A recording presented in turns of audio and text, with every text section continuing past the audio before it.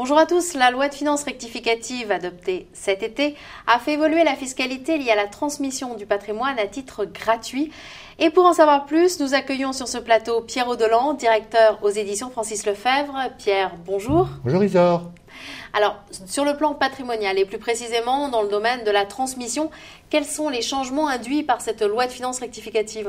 Alors, deux changements majeurs et puis deux changements un peu moins importants. Les deux changements majeurs, c'est, je dirais, la réduction de 159 325 à 100 000 euros de l'abattement en ligne directe.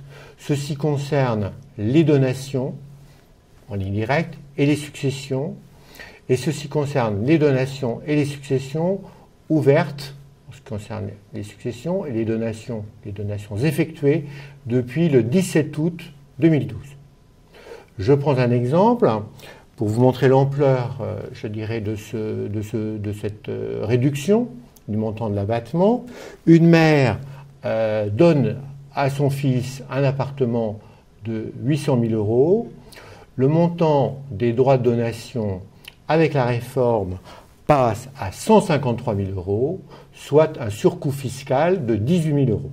Et alors concernant la seconde évolution majeure, alors de quoi s'agit-il ? Alors il s'agit de l'allongement du délai du rappel fiscal. Le délai du rappel fiscal des donations antérieures est porté de 10 ans à 15 ans pour les donations qui sont consenties et pour les successions qui sont ouvertes à compter du 17 août 2012.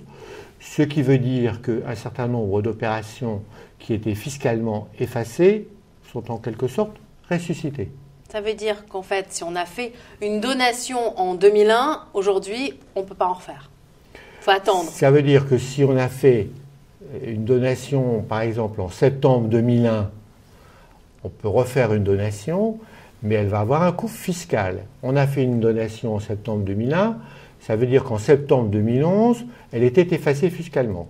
Du fait de la réforme, il va falloir attendre septembre 2016 pour pouvoir faire une nouvelle donation en franchise de droit, ou sans qu'elle soit prise en compte dans le calcul des droits, où il va falloir qu'il n'y ait pas de décès du donateur avant septembre 2016. Vous avez également évoqué deux évolutions un petit peu plus mineures. Quelles sont-elles ?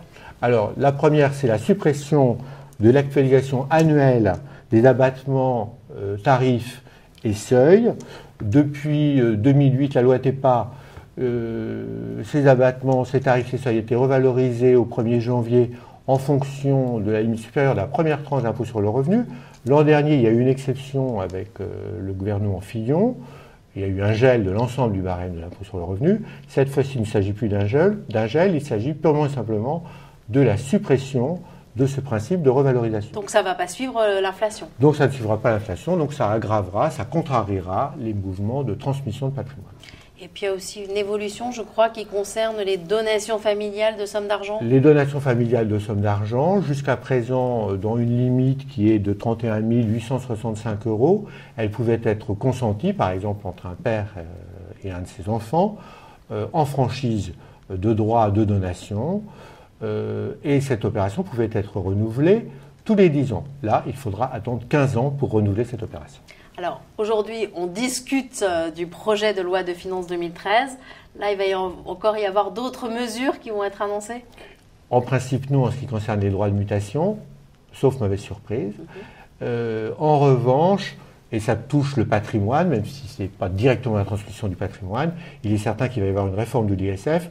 On peut penser qu'elle va, je dirais, toucher deux points essentiels. Le barème. Et là, c'est parce que le Conseil constitutionnel a attiré l'attention du gouvernement lorsqu'il a validé la mise en place de la contribution exceptionnelle prévue par la loi de finances rectificative d'août 2016. Donc le barème d'une part, et les réductions d'impôts, peut-être la réduction investissement PME. Donc on le voit bien, la loi évolue sans cesse. Ça ne doit pas être évident pour les notaires de suivre l'actualité. Ça n'est pas évident pour les notaires de suivre l'actualité, ça n'est pour personne.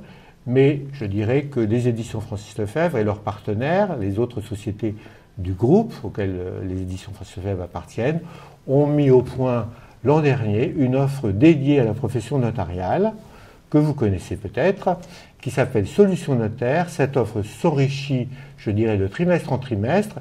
C'est une offre numérique C'est une offre de fonds, avec l'accès à des fonds documentaires importants, et c'est une offre également d'actualité, de suivi en temps le plus réel possible des mouvements législatifs, réglementaires ou jurisprudentiels.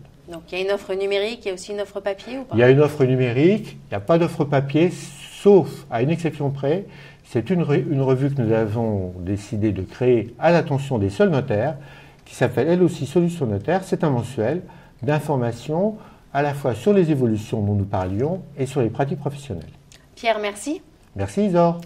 Quant à vous, je vous remercie de nous avoir suivis. Je vous rappelle que Solutions Notaires, lancée par les éditions Francis Lefebvre, apporte une réponse globale en ligne pour l'ensemble des missions du notariat. Merci de votre attention et à très bientôt.